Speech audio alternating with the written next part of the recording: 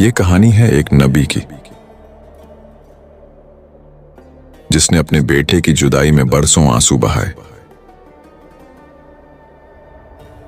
اس نے ہر دن اپنے درد کو اپنے رب کے سامنے پیش کیا، مگر کبھی ہمت نہیں ہاری۔ اس نے اپنے بچوں کو آخری سانس تک ایمان کی نصیحت دی۔ اللہ کی رحمت سے کبھی مایوس مت ہونا، مایوسی صرف کافروں کا کام ہے۔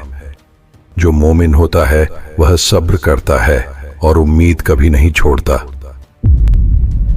یہ ہیں حضرت یعقوب علیہ السلام۔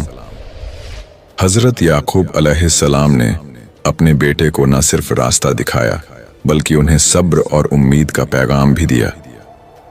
آپ ہمیشہ اپنے بیٹے کو یاد کرتے اور کہتے، اے میرے یوسف، کہاں ہو تم میرے پیارے بیٹے؟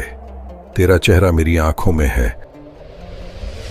تبھی ان کے بیٹے کہتے، ابا جان، بہت سال ہو گئے، آپ بھول کیوں نہیں سکتے؟ آخر یہ غم کب تک ساتھ رہے گا؟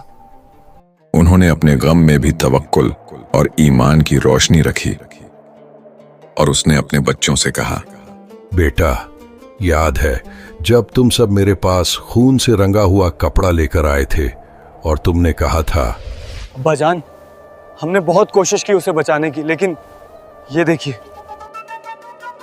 اس کی قمیض خون سے لت پت ہے۔ اور اس نے اپنے بچوں سے کہا، نہیں میرے بیٹو، ایسا نہیں ہو سکتا۔ میرے یوسف کو بھیڑیا کیسے کھا سکتا ہے؟ اس کا رب اس کے ساتھ ہے۔ میرا یقین کہتا ہے کہ میرا بیٹا زندہ ہے۔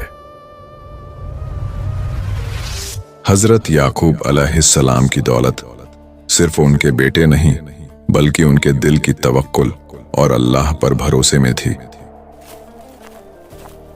یہی ان کا اصلی خزانہ تھا۔ یوسف کی جدائی نے حضرت یعقوب کا دل توڑ دیا۔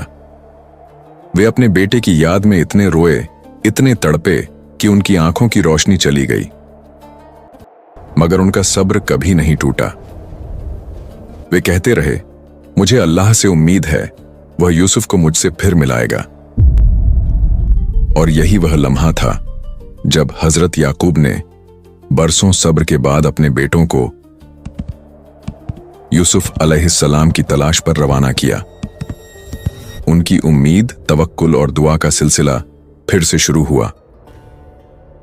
حضرت یعقوب علیہ السلام کی زندگی ہمیں یہ سکھاتی ہے کہ چاہے دکھ کتنا بھی بڑا کیوں نہ ہو، مومن کبھی مایوس نہیں ہوتا۔ بے شک صبر اور توکل ہی اصلی دولت ہے۔ کیا حضرت یوسف علیہ السلام کے بھائی برسوں بعد اپنے بھائی سے پھر مل پائیں گے؟ کیا ان کے والد حضرت یعقوب علیہ السلام کی آنکھوں کی روشنی جو آنسوؤں میں کھو گئی تھی پھر لوٹ آئے گی؟ ان سوالوں کے جواب ملیں گے نیکسٹ ویڈیو میں۔ تب تک کے لیے مجھے اجازت دیجیے۔